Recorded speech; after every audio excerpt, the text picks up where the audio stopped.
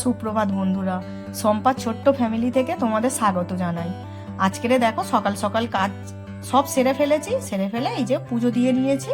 পুজোটা দেখেছো, আমার এইগুলো সবই গাছের ফুল। আর এই তো একটা আমার ছোট্ট বাগান, উঠানেই বাগান করেছি, অনেক রকমেরই ফুল গাছ আছে। আর এখানে আজকের দুপুরের রান্নার আয়োজন হচ্ছে। এই আমার শাশুড়ি মা সর্ষে আর কাঁচা লঙ্কা বেটে দিচ্ছে। কাঁচা লঙ্কা সর্ষে বাটা হয়ে গেছে। এখানে দেখো আমি দই, সর্ষে বাটা, হলুদ গুঁড়ো, সর্ষের তেল, একটু পরিমাণ মতো লবণ, চিনি দিয়ে আমি ইলিশ মাছটাকে সুন্দর করে মাখিয়ে এই 15 মিনিট 10 মিনিটের মতো রেখে দেব।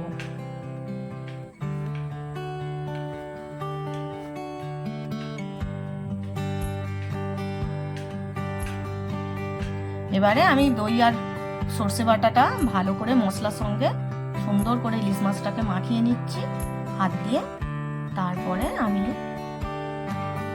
দেখো আমি মাখিয়ে নিয়েছি। এবারে আমি কুমড়ো, পুঁই শাক আর ইলিশ মাছের মাথা দিয়ে একটা তরকারি বানাচ্ছি আর কাঁকরোল ভাজবো। আমার শ্বশুর মশাই আসবেন আজকে 2-3 মাস পরে। এই যে কাঁকরোল ভাজা হয়ে গেছে। এবারে আমি কড়া গরম করে তেল দিয়ে দিয়েছি। তেলের মধ্যে একটু কালো জিরে আমি ফোড়ন দিলাম। কালো জিরে ফোড়ন দেওয়ার পরে কালো জিরেটা হয়ে গেছে। এবারে আমি ইলিশ মাছটা ছেড়ে দিচ্ছি।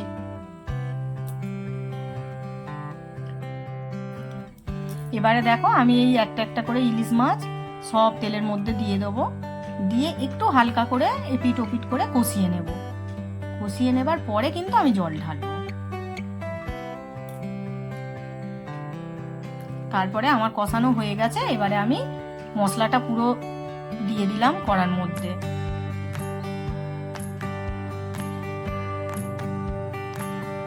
হালকা করে এপিট ওপিট করে নেব।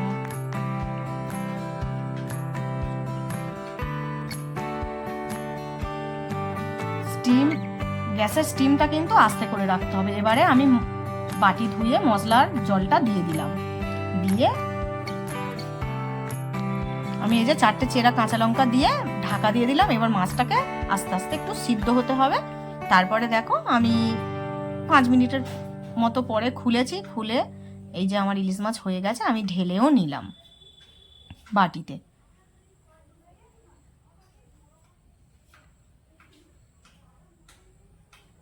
এরপরে চলো তোমাদের দেখাবো আমি আজকে কি কি রান্না করেছি।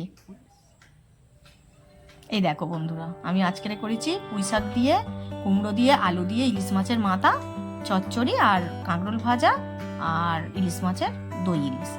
তারপরে আমার রান্না বান্না হয়ে গেল। এবারে আমি তো গ্যাসটা পরিষ্কার করে নিচ্ছি। আমি প্রত্যেক দিনই টালি আরও সবই মুছে ফেলি, কারণ ভীষণ তেল চিটে হয় আর পরিষ্কার জিনিসটা দেখতেও ভালো, তাই না?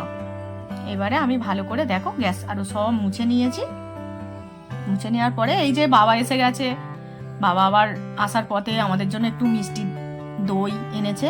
এবারে বাবাকে আমি ভাত সুন্দর করে গুছিয়ে দিলাম।